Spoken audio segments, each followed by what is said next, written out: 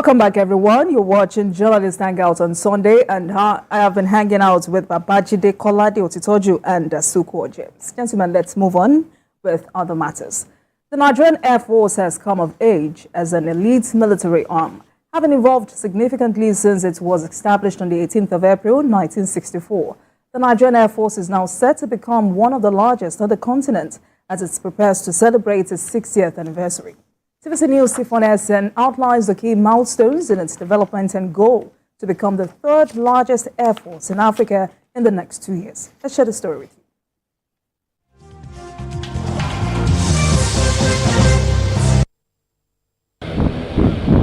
The Nigerian Air Force was established following the passage of the Air Force Act of 1964. Early training and support were provided by Germany, India, and Canada. It focused on creating a foundational structure and training personnel. Following the Nigerian Civil War in 1970, the Nigerian Air Force experienced rapid growth. This period saw the acquisition of more aircraft and the development of infrastructure to support an independent air force. Over the next decade, the NAF expanded its fleet, acquiring MiG-21 fighters, Sepaka Jaguar, and transport aircraft like the C-130 Hercules. In the past 5 years, the Air Force has taken delivery of various aircraft types, including unmanned aerial vehicles (UAVs), significantly increasing its equipment holdings. What we have today is a strategic Air Force, or an Air Force that is capable of carrying out strategic operations whenever required. So there has been a lot of transformation, not least in the past decade, maybe the past 5 years also. We have had so many transformations, so to speak. We have had a lot of different platforms coming into the system, so like the Super Tucanos, like the Mi-35s, the Bell 412s, they all came into the system within this. So this is another golden era, so to speak, again for the Nigerian Air Force.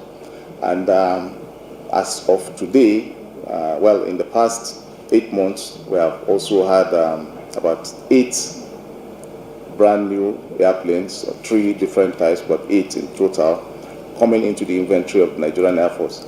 The Air Force's game changer, the Alpha Jet, is being retired to pave the way for the Leonardo M346. The M346 is a jet aircraft optimized for advanced military pilot training, offering a broad range of training capabilities combined with long-term reliability.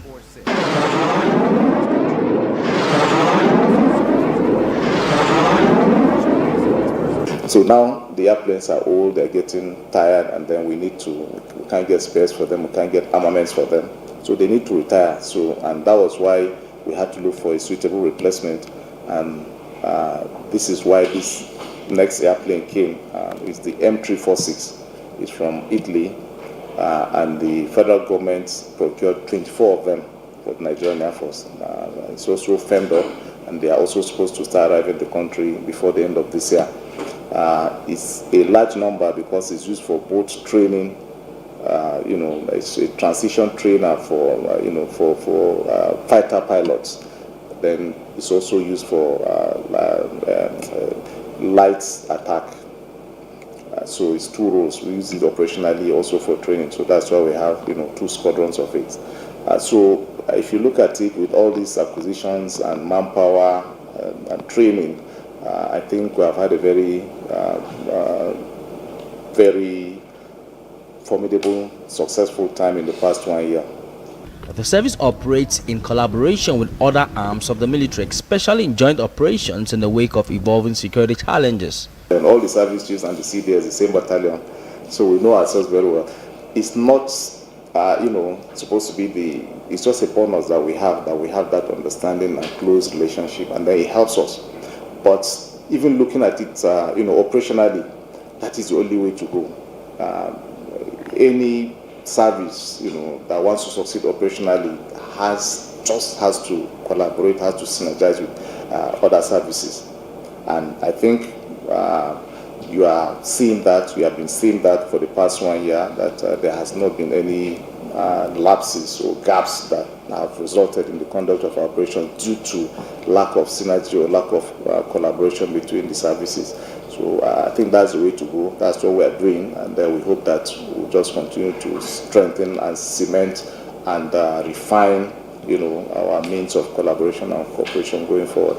By hosting the third African Air Force Forum that brought together more than 20 air chiefs and senior officers of air forces, the Nigerian Air Force seems determined to become the third largest air force in Africa in the coming years. SIFON ESSIEN, TVC News, Abuja. All right, gentlemen, NAF at 60. Okay, what's your assessment? Yes, I'm impressed with the Nigerian Air Force. I've had to work with them a number of times, and I've been privileged to fly with them on at least 2 of their missions. I'm very familiar with their array of platforms, whether it's the Mi-35P, which has a reputation for serving justice to Boko Haram fighters, or the A-29 Tucano jets that I was privileged to do a special on. I'm still the only Nigerian given that privilege to climb into the cockpit of the A-29 Tucano fixed-wing jet. So we have now the capabilities that we didn't have before. And I'm really impressed because when we met with the Chief of Air Staff, H.B. Abubakar, he spoke at length about new jets that are coming in, that the government has approved, that the Air Force purchased. And I was really happy because it means that we have options depending on the kind of threat that we will come up against.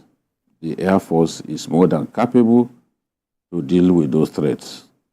Where you don't need an aircraft that makes so much noise, we will have the one that we can deploy at any given time. And the Air Chief was asked why we do not have many women, as fighter jet pilot and all that. He told us that more and more women are coming into the Air Force.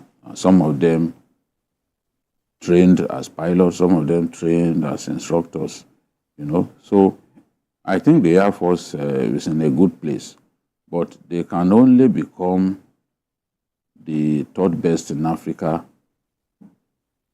with greater capability coming their way. When I talk about greater capability, I'm talking about the number of fighter jets that they have, the number of attack helicopters at their disposal, the number of early warning and reconnaissance aircraft at their disposal, the number of air tankers at their disposal. Because in modern warfare, as you are fighting the enemy, the tankers are helping you mid-air to refuel.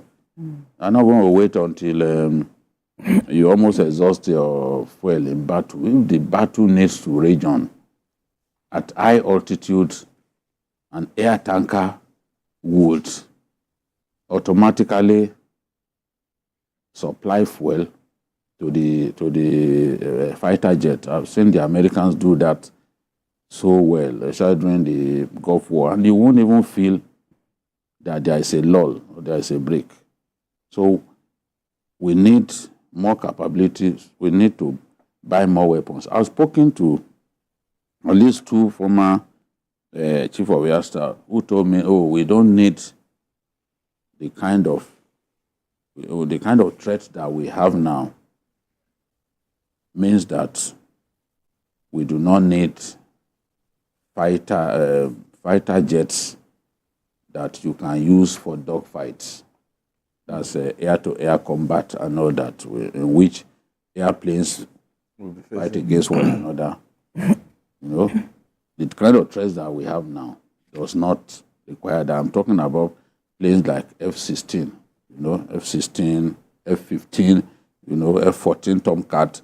Those are American planes that are very good in dogfights, mid-air.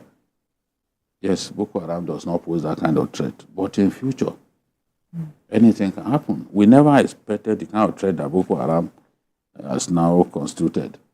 But in future, we may need to fight maybe one of our neighbors, in which case you need those fighter jets.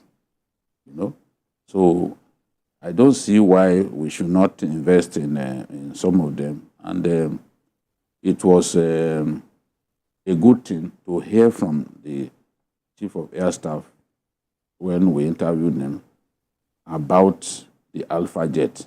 The Alpha Jet is one of the oldest bombers on the fleet of the Nigerian Air Force. It has already been decommissioned in France, where it was made, but we still use it in Nigeria. And the Chief of Air Staff was telling us that it will finally be retired because of issues around finding its parts. Because an airplane that has been decommissioned by its original makers, how are you going to get its parts? So they've been struggling all this while to improvise, to find its parts. Now it's going to be finally retired, and we are bringing in jets that can play its role from Italy and other countries. So it's good to hear that we are making such progress, and we just need to continue to make incremental progress. We will eventually become the third largest air force in West Africa. I think that goal is attainable, and I wish that we continue to make positive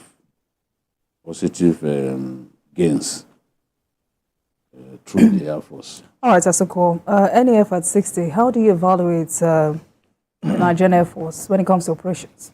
No, I think they've been able to, they've done really well. It's even gratifying to know that they have a target, which is for them to become the third largest in Africa. Because I know Egypt is, I saw some number questions, one. Some tweets asking, why not first? Yeah, I know people it's not easy. It's not easy. Overtake Egypt. Can't overtake Algeria. Algeria. Those are the two Even South Africa. largest air force in Africa. And we are making best to Egypt. Because it's a strategic partner. And so we are really making progress. I think the previous government and this government have been seeing how they can buy new, fighter jets, and just like BKO, it's vast when it comes to Air Force matters. And so if you look at it, the Air Force have been helping, especially in fighting Boko Haram, because if they are up there, they give confidence to the people below. Go up there, clear, the remnants, and then these guys go and do the mop-up. So they've been assisting, and for 60 years, them coming up with, this long list of and a major target, because it's a good target for you to say you want to be the number 3 in Africa. Because after number 3, we're thinking about number 1. And then you now want to begin to measure up with America and co. It will take a long time. We made that error in just sitting back and feeling that we can't make progress.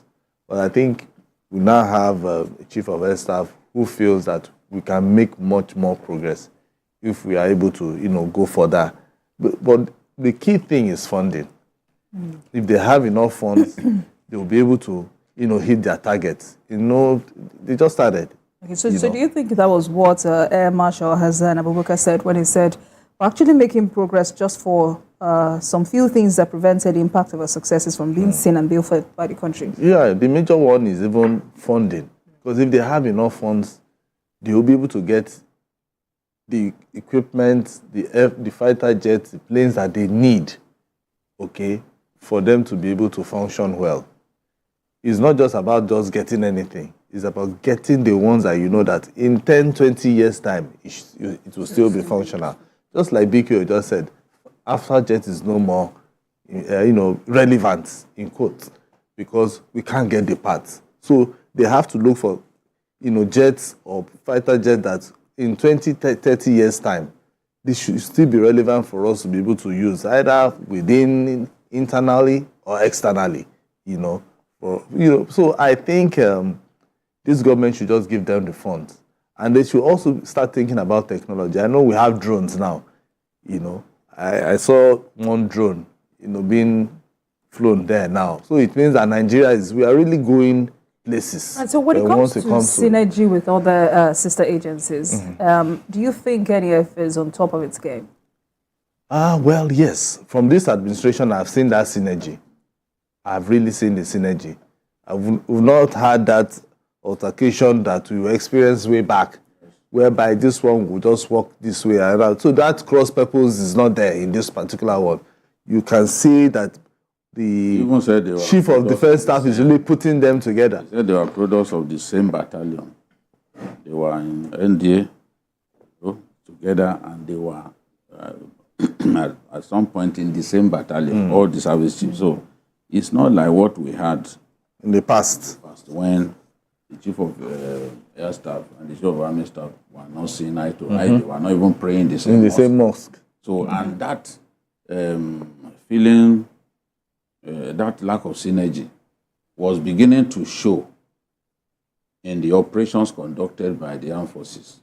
Even their own juniors were beginning to behave to themselves just the way they saw their bosses behaving. So the last set of service chiefs before this one, they managed to ensure that synergy was there, and it will reflect in our operations. Our operations stand a good chance of being successful.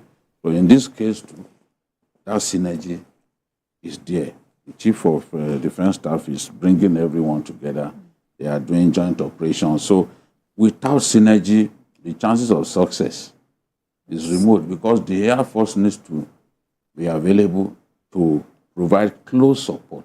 It's called close support to the surface troops, the ground troops. You need your helicopters to move ahead of them, help them soften up the area by dealing decisively with those boys before the ground troops will now occupy the area. That is what the Air Force does all over the world. The Air Force has become the most important.